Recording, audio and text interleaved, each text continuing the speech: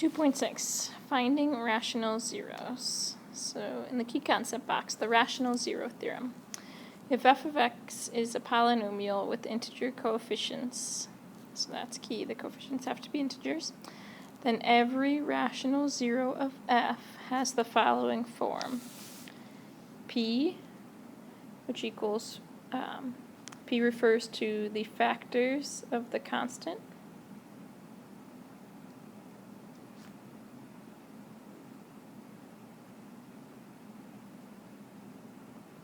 A sub 0,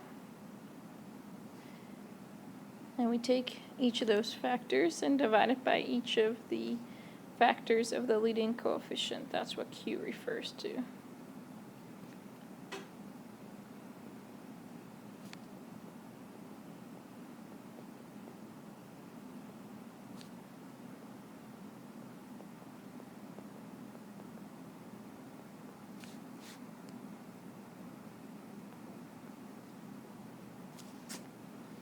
So if they ask us to list the possible rational zeros of f using the rational zero theorem, what we do is we identify the constant and the leading coefficient. In this case it's a 1 since there's nothing written there. And then we list out their factors. So P, factors of 12, positive and negative 1, positive and negative 2, positive and negative 3, positive and negative 4, positive and negative 6, positive and negative 12. And you check yourself because they should pair up. So 1 times 12 is 12, 2 times 6 is 12, 3 times 4 is 12. So I have all of the possible factors of the constant. And then Q are the possible factors of the leading coefficient, which is just 1, so it's plus or minus 1. So then the possible zeros, P divided by Q, well, since Q is just 1, dividing by 1 doesn't change anything, and even if we divide it by negative 1, it would just flip the sign, but we're already considering positive and negative for each of these. So P divided by Q is really just going to end up being the same exact list we had for P. We like when the leading coefficient is 1 because then it's pretty quick and easy.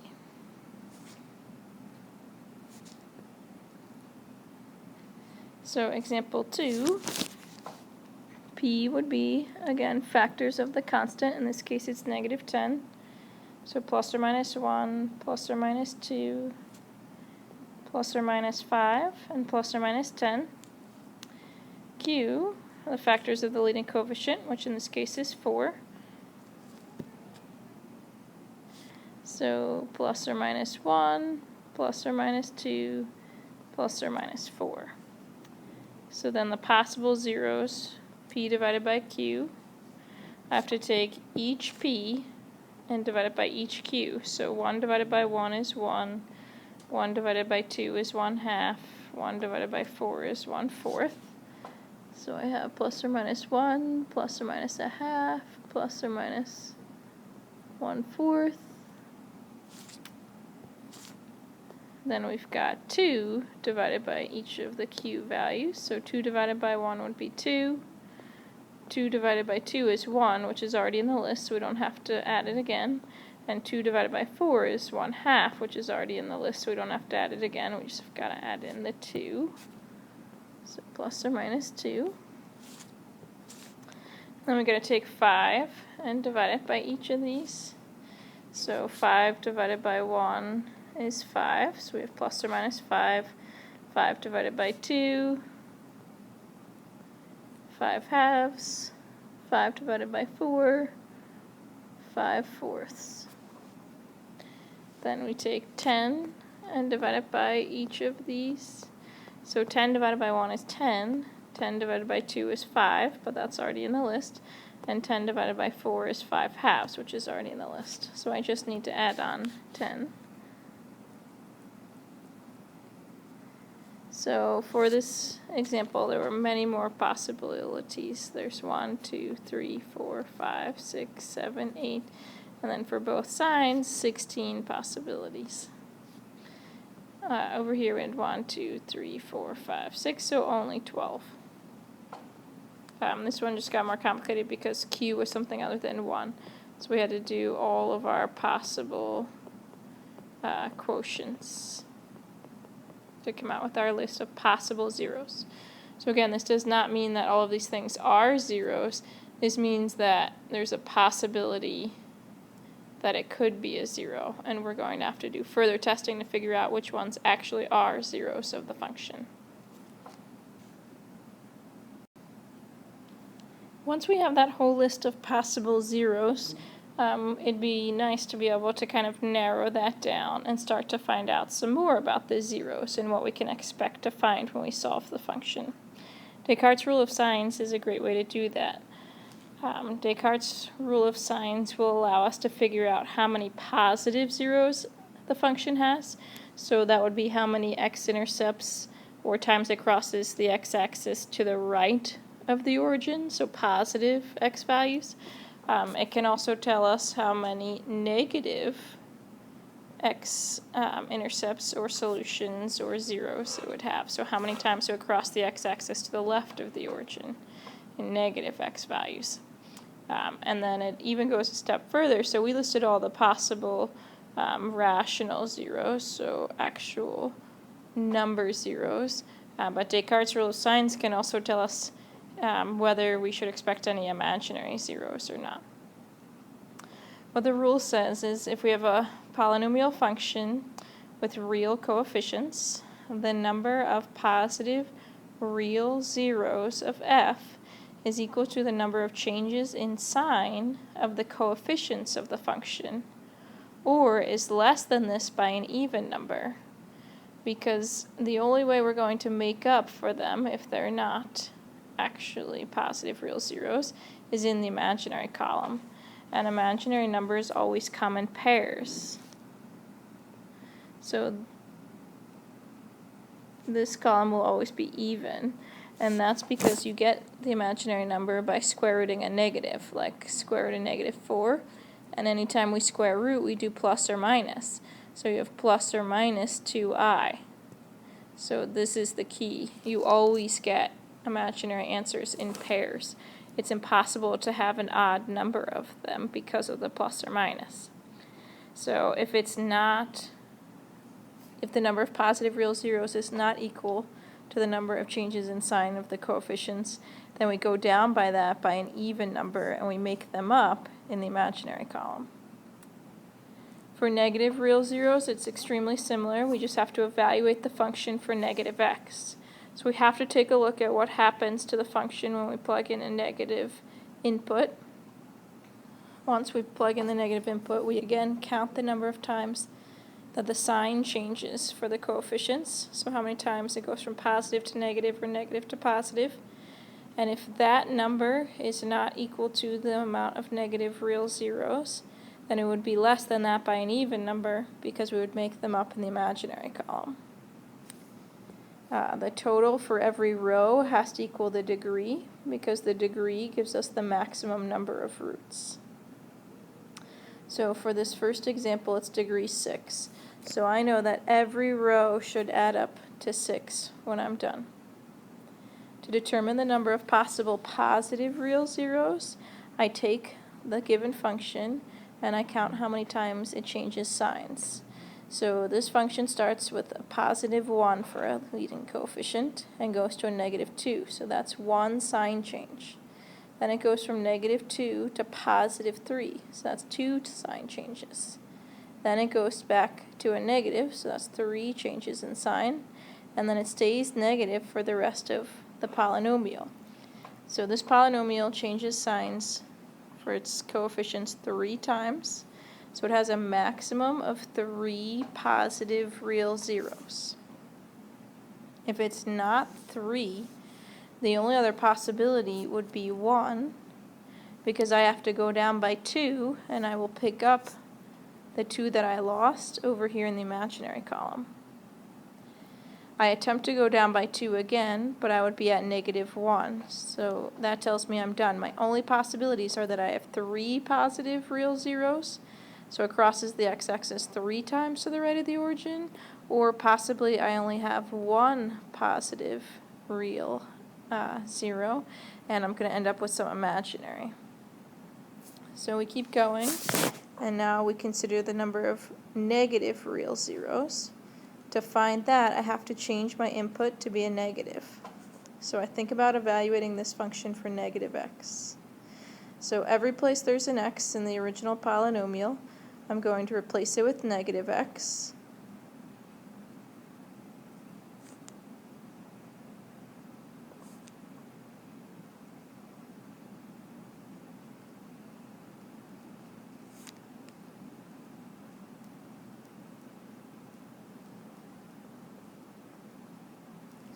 And then I'm going to simplify. So f of negative x. Well, if I had negative x raised to the 6th power, a negative times a negative would be a positive, and I would have 3 sets of those pairs, so it would come out positive. Anything to an even power always comes out positive because the negatives can all pair up an even number of times and turn into positive.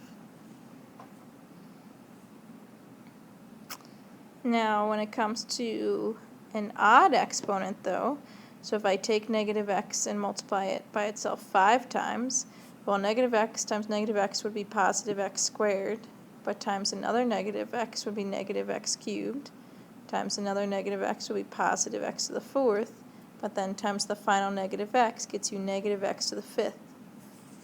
So negative x to the 5th times negative 2 gives us positive 2.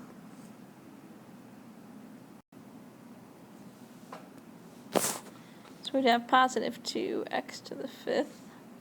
Negative x to the 4th would come out positive because negative x times negative x is positive x squared, times another negative x would be negative x cubed, times another negative x would be positive x to the 4th. Even powers come out positive, odd powers come out negative. So for the next one, negative x cubed would come out negative, times the negative 10 turns it into positive 10x cubed. Negative x squared comes out positive, times the negative 6 gives you negative 6x squared. Negative 8 times negative x gives you positive 8x. And then we have our minus 8. So now that's our function when it's evaluated for a negative x. Now we need to count how many times it changes signs. So it starts with positive 1x to the 6th. It stays positive, stays positive, stays positive until here it changes to a negative. So there's 1 change in sign. Then it immediately goes back to a positive, so that's 2 changes in sign. Back to a negative gives you 3 changes in sign. So there's a maximum of 3 negative roots. Again, if it's not the maximum of 3, your only possibility is to go down by an even number and pick them up in the imaginary column. So if we go down by 2, we're at 1. And if I attempt to go down by 2 again, I'd be in the negatives. So my positive and negatives came out to be the same possibilities. I could have 3 or I could have 1 of them. And so now I start thinking about my total. I know that the total for every row has to be 6. In my first row, if I do maximum positive and maximum negative, I already have 6, which means there would not be any imaginary. In my next row, if I do the minimum, 1 positive, 1 negative, that only gives me 2, so I would have to have 4 imaginary to get to my total of 6. Or I could mix and match. I could do the maximum positive with the minimal negative. So I could do 3 and 1, which would give me 4, and so I would need 2 imaginary. Or I could do minimum number of positive and maximum number of negative, 1 and 3, which again gives me 4, so I would need 2 imaginary. And then I've done all the possibilities. I've done max of both, minimum of both, max of one, min of the other. So this final row stays blank. We just give you this generic graphic every time. The number of rows does not have anything to do with the problem or how many possibilities there are. So don't let that throw you. Quite often you'll have an empty row. Sometimes you might need to add more rows. Just stick with your actual possibilities. Find your maximum and then go down by 2 in that column and then pair them up with all the different possibilities. Keeping in mind that every row has to add up to the degree. So every row had to add to 6 in this case. Now to figure out which one is actually correct, how many positive real zeros there are. So, we graph this in our graphing calculator or Desmos to figure out exactly how many positive real roots there are versus negative real roots, and if any of them are imaginary. So at this point, pull up Desmos or take out your graphing calculator and let's figure out which of these rows is actually correct. So this is what the graph looks like.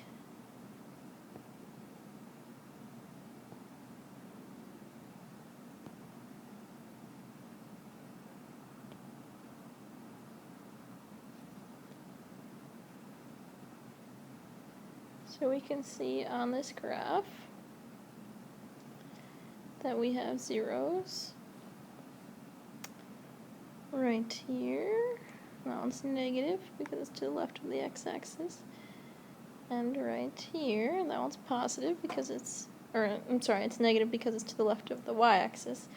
And this one's positive because it's to the right of the y-axis. So there is one positive and one negative. And so there must be 4 imaginary. So this was the correct row of the table. So as we would solve this polynomial, we would expect to find 1 positive 0, 1 negative 0, and then 4 imaginary zeros. So let's do another example where we find the possible numbers of positive real zeros, negative real zeros, and imaginary. So first of all, for our possible zeros, to practice that, so P,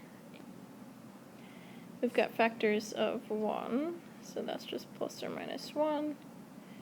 Q, factors of 2, so that's plus or minus 1, plus or minus 2, so then our possible zeros, P divided by Q, will be plus or minus 1 or plus or minus 1/2.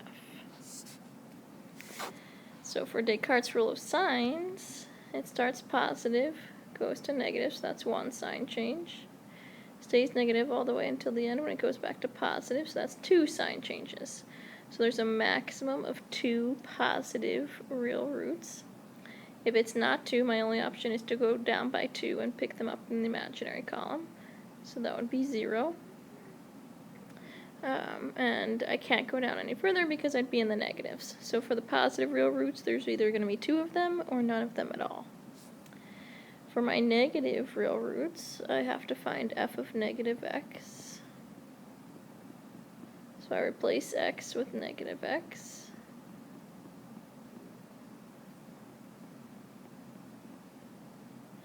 And simplify. So f of negative x, well, 2 times negative x to the 6th power. Negative x to the 6th power would come out positive because it's being multiplied an even number of times. All the negatives would pair up and cancel out.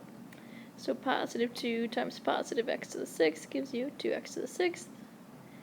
For this next term, negative x squared, that's going to come out positive, times the negative 3 gives you negative 3x squared. Negative negative gives you positive x. And then your constant, your plus 1. So now if we can't, we start positive, we change to a negative, that's 1 change in sign. We go back to positive, that's 2 changes in sign. Oh, we stay positive the rest of the time. So that's just it, 2 changes in sign, which means a maximum of 2 negative real roots. And if it's not 2, again, the only other option would be 0, because I'd have to go down by 2 to pick them up in the imaginary column, which we know only ever has even values, because they always come in pairs. So my degree on this function is 6. So if I have 2 positive, 2 negative, I'd have to have 2 imaginary roots to add up to 6. And if I don't have any positive, any negative, I'd have to have 6 imaginary in order to add up to the 6. And then I've got to do all my possible pairings. So I could do my maximum number of positive. I could do 2 here with my minimal number of negative. and then I would need 4 imaginary, so that 2 plus 0 plus 4 gives me 6. Or I could do the minimal number of positive with the maximum number of negative. Again, I would need 4 imaginary to add to 6. And those are all my possibilities. I've done max and max, min and min, max and min, min and max. There's just not any other possible pairings, and I can't go down by 2 anymore in either column. So there's the 4 possibilities. Let's graph it and see which one is correct. So here's what the graph looks like, and you can identify that there are 1, 2 positive x-intercepts. It crosses the x-axis 2 times in the positive x values. Although it gets close over here, it doesn't actually cross anywhere in the negatives. So that tells me that this is the correct row of the table. There's 2 positive, no negative, and so there would have to be 4 imaginary.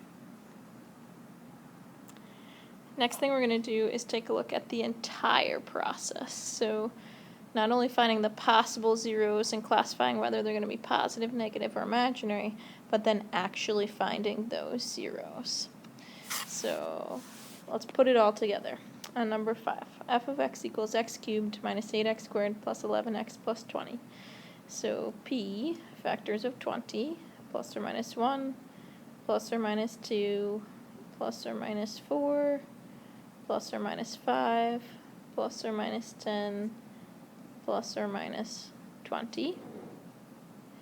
Q, factors of 1, plus or minus 1, which means our possible zeros are p divided by q, are really just all the things we listed in p, because dividing by 1 or negative 1 wouldn't do anything except possibly change the sign, but we're already considering both the positives and the negatives. So we have 12 possibilities here. Let's try and narrow it down using Descartes' rule of signs. So the original function starts positive and goes negative, so there's 1 change in sign. Goes back to positive, so that's 2 changes in sign, and then it stays positive. So there's a maximum of 2 positive real roots, or there could be 0. We could go down by 2 and pick them up in the imaginary. Remember, that column's always even because they come in pairs. That's from square rooting a negative. Square roots always have 2 possibilities, plus and minus. So if we do f of negative x, we'll get negative x cubed minus 8 times negative x squared plus 11 times negative x plus 20. So then f of negative x equals negative x cubed, because if you multiply a negative 3 times, it's going to come out negative, minus 8x squared, because the negative x squared will come out positive, times the negative 8 gives you negative 8x squared, minus 11x, because the 11 times negative x is negative 11x, plus 20. So it starts negative, stays negative all the way to the end when it changes to a positive. So there's only 1 negative real root. And we try and go down by 2, we'd be at negative 1. So that tells me we are guaranteed 1 negative root. So that's the only possibility for that column. And if we add these up, 2 plus 1 already gives me 3. So I don't need any imaginary. I'm already at my degree total of 3. If I don't have any positive and 1 negative, then I'm going to need 2 imaginary to get to degree 3. So there's only 2 possibilities. Let's graph it and see which one of the 2 possibilities it is.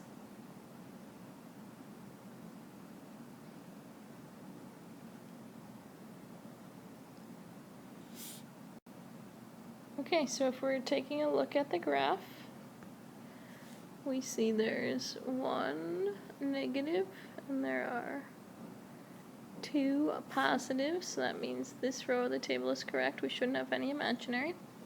So let's go about solving this to show that and actually prove, yep, here are the zeros of the function. So the other reason we graph it is to find some good starting points, because we have 12 different possible zeros. And so it could really be a shot in the dark for which one to use. Prior to all of this technology, you absolutely would just have to pick one to start with and try it until you found one that worked. And by worked, I mean is an actual factor, so that when we divide it, we get a remainder of 0. Because of the beauty of graphing, we can narrow it down and see, okay, like this point right here is at -1. So I expect that when I do synthetic division, -1 should give me 0 for my final value here. It should be a factor of the polynomial. So I set up my synthetic division, I bring in my coefficients 1, -8, 11, 20. I make sure I didn't have any gaps to fill cubic, quadratic, linear, constant. Bring down the first one, nothing ever happens to it. Then multiply these two, put it under the next column, add straight down, and repeat the process. Take this and multiply it by that, put it in the next column, add straight down, multiply these two, put it in the next column, add straight down, and yes, -1 is definitely a factor. Since x equals -1 is a 0, to work backward, I can see that I must have had x plus 1 as my factor, so that I know this function factors into x plus 1 times my quotient, which no remainder, constant, linear, quadratic. So it's x squared minus 9x plus 20. And then I can continue factoring to finish solving for my others. So x squared minus 9x plus 20 is going to factor into x minus 4 times x minus 5. So then I get x squared minus 5x minus 4x, which combines for the -9x. And then -4 times -5 gives me the positive 20. So there's fully factored, and you can set each of those equal to 0 to determine your 3 zeros of this function. So we have -1, 4, 5, which our graph confirms. So you can do all of this without the aid of a graphing device, except you wouldn't know which table in Descartes' rule of signs was correct until you actually found all of your zeros. And it would just take a lot longer to find all your zeros because you wouldn't know what one of them was to start with, and so you would just have to start trying things. So you would try +1. When you didn't get a 0 here, then you'd have to move on, and then you could try -1, and that one's going to work out. So the graph is just very nice to be able to quickly tell us which row is correct so we know what to expect, and then give us a good starting point for the synthetic division to help factor it down. So let's do one more complete example. So number 6, f of x equals 10x to the 4th minus 11x cubed minus 42x squared plus 7x plus 12. So to find my possible zeros, factors of p, factors of 12, plus or minus 1, plus or minus 2, plus or minus 3, plus or minus 4, plus or minus 6, and plus or minus 12. Factors of q, so factors of 10, plus or minus 1, plus or minus 2, plus or minus 5, plus or minus 10. So then our possible zeros are p divided by q. Well, 1 divided by 1 is 1, 2 divided by 1 is 2, 3 divided by 1 is 3, 4 divided by 1 is 4, 6 divided by 1 is 6, 12 divided by 1 is 12. Then we go back and divide them all by 2. So 1 divided by 2 is 1/2, 2 divided by 2 is 1, 3 divided by 2 is 3/2. And actually, I don't need the 1, I already had 1 from before. 4 divided by 2 would be 2, which I don't need, I already have that in the list. 6 divided by 2 would be 3, which we already have in the list. And 12 divided by 2 would be 6, which we already have in the list. So we really just added on 1/2 and 3/2 there. But now we have to divide them all by 5. So plus or minus 1/5, plus or minus 2/5, plus or minus 3/5, plus or minus 4/5, plus or minus 6/5, plus or minus 12/5. Take them all, divide by 10, so plus or minus 1/10. 2/10 would reduce to 1/5, which we already have, plus or minus 3/10, plus or minus 4/10, which would reduce to 2/5, we already have, plus or minus 6/10, which would reduce to 3/5, which we already have, and plus or minus 12/10, but that would reduce to 6/5, which we already have. So this is the end of our list, but there are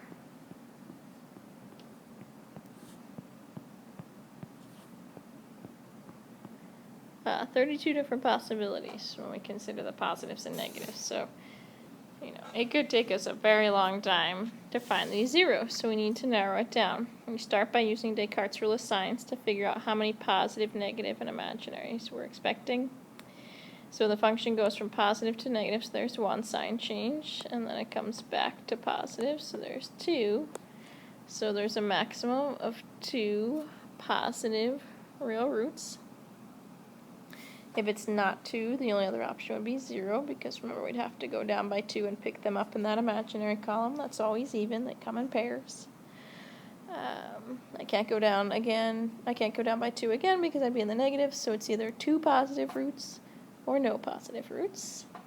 For the negative, I've got to find f of negative x.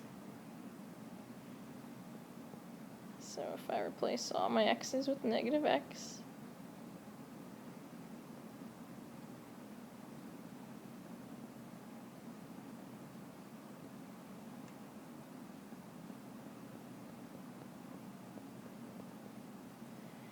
and simplify, negative x to the 4th comes out to be positive. Negative x cubed will come out to be negative, times the other negative will turn this into positive. Negative x squared would come out positive, but times the negative gives you this. 7 times negative x will be negative 7x. And then our constant plus 12.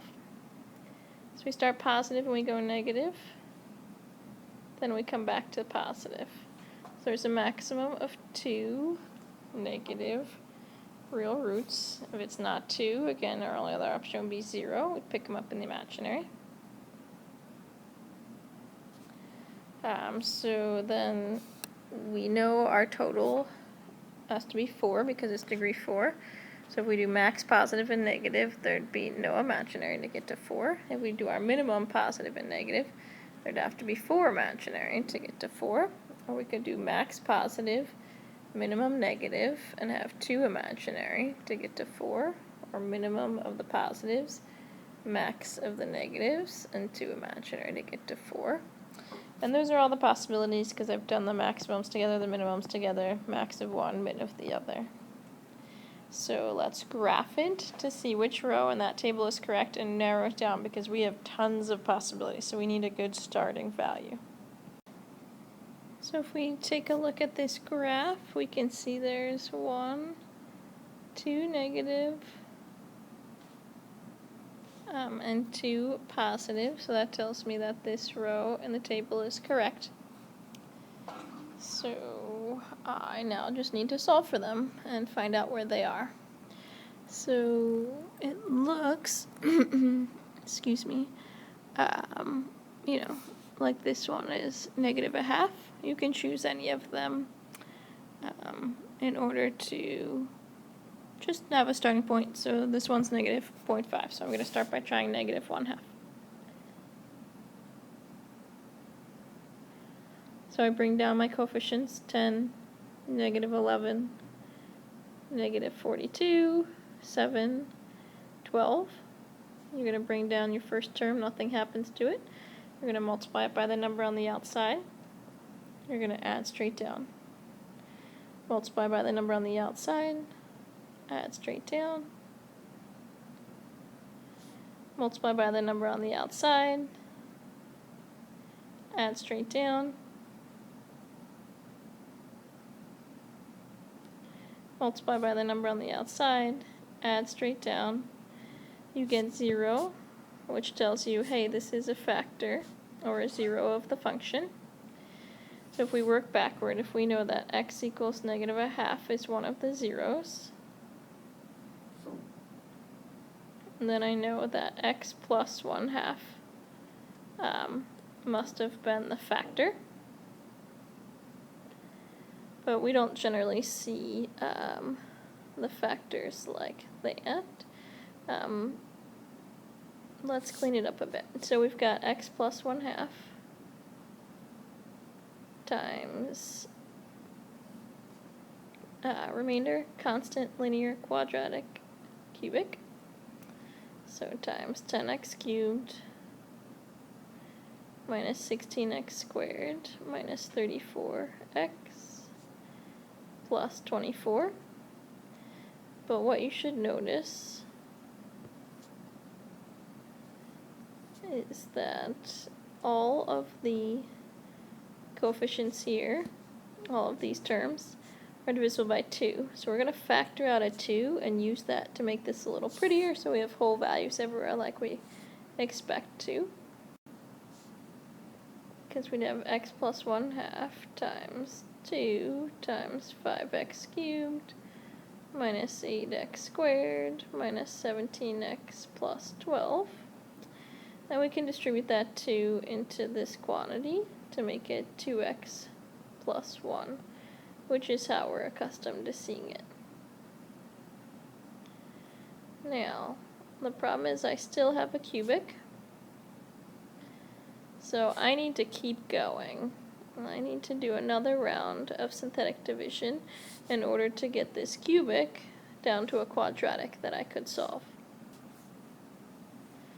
So you're going to literally just use what you were left with at the end of your other synthetic problem. So the 10, -16, -34, 24.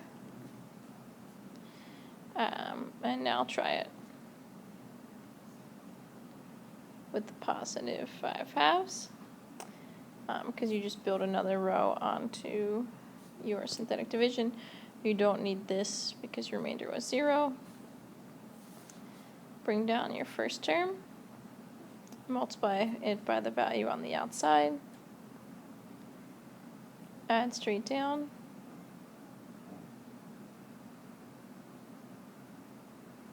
multiply by the value on the outside,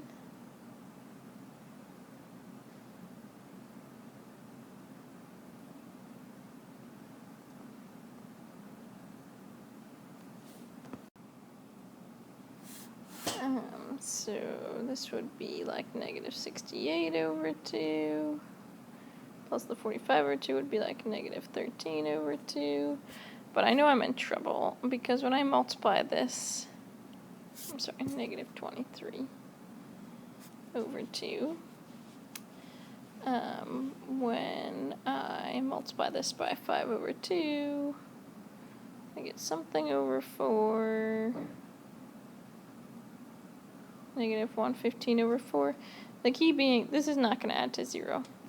So it must not be exactly 2.5. So 5/2 is out. So I could try for a value here. I've already used that one. But this one, you know, if I look at my list of possible zeros, I've got positive 2/5, but that would be less than 1/2, 3/5, or 4/5, but that would be pretty close to 1. So let's try positive 3/5 next and see if that works. And actually, before, we should have been using, I forgot, we should have been using our reduced form, so we can use the 5, -8, -17, 12, and 3/5. Let's try that. So bring the first one straight down, multiply it by the outside, add straight down, multiply by the outside, add straight down, multiply by the outside, and oh good, we do get 0 this time, so this one is actually correct. For 3/5 is a 0 of this function. So again, you can work backward. If x equals 3/5 is a 0, then x minus 3/5 must have been the factor. So that we now have our 2x plus 1 from before, and now we have x minus 3/5. And this gives us no remainder, constant linear quadratic. So 5x squared minus 5x minus 20. Again, this isn't how we're used to seeing it. We're not used to having fractions in our factors. But notice these are all divisible by 5, so we can use our trick again. We can factor a 5 out of here and distribute it into this one so that these are whole values. So if we do that, we have 2x plus 1 times x minus 3/5 times the 5 I'm factoring out times x squared minus x minus 4 equals 0. So now I'm going to distribute the 5 into here. So you have 2x plus 1 times 5x minus 3 times x squared minus x minus 4. And now it's completely factored. This is quadratic, but if I try and think about reverse foiling it, I'd have to multiply to -4, but add to -1, and that's impossible. So I'm going to have to solve this with quadratic formula. And I was kind of predicting that based upon the graph and the fact that those other two zeros aren't integer values, and they didn't seem to be lining up with any of the fractions I had before, so I'm guessing they're irrational. But let's take a look. So we set each factor equal to 0 and solve.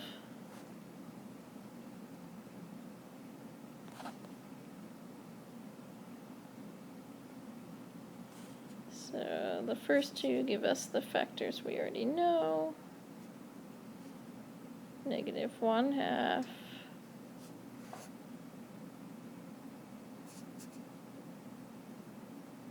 and positive 3/5.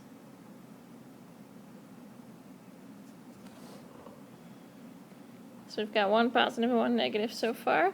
And then if we solve this with quadratic formula, b is -1, so the opposite of that would be +1 plus or minus the square root of the b value squared minus 4 times that a value times the c value all over 2 times the a value. So we'll get 1 plus or minus the square root of 1 plus 16 over 2, which equals 1 plus or minus the square root of 17 over 2. Those are the other two zeros.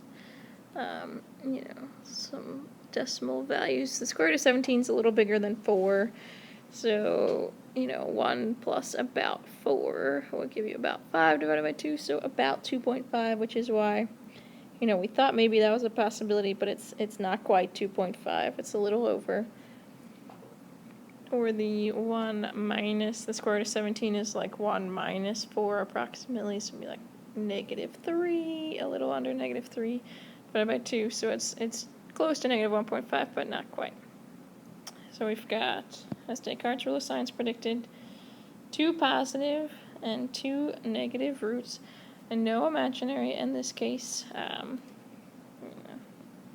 These are rational, and then we had 2 irrational roots as well. Because remember, our list of possible zeros, those are all the possible rational zeros. So that's why these did not appear in our list of possibilities, because they're not rational. Long process, I know, but that's how, the entire chapter kind of fits together. So you can take a look at a function and know its degree, how many solutions to expect.